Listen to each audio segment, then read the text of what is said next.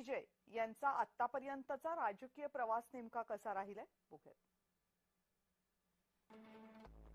Joseph विजय चंद्रशेखर 22 जून 1974 ला जन्म झालेला हा अभिनेता जो आता नेता बनलाय. दिग्दर्शक S.A. चंद्रशेखर आणि गायिका शोभा चंद्रशेखर यांचे ते सुपुत्र.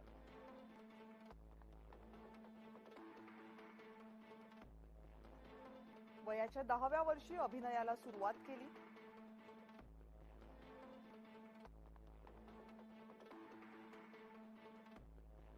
.1994 मध्ये आलेला रसिगन हा चित्रपट प्रचंड गाजला.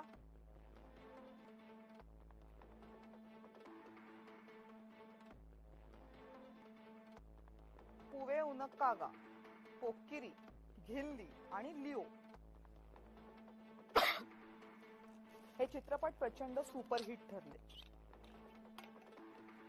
बहुतांश भूमिकांमध्ये अन्यायाविरोधात लढणारा गरिबांचा कैवारी अशी भूमिका राहिली.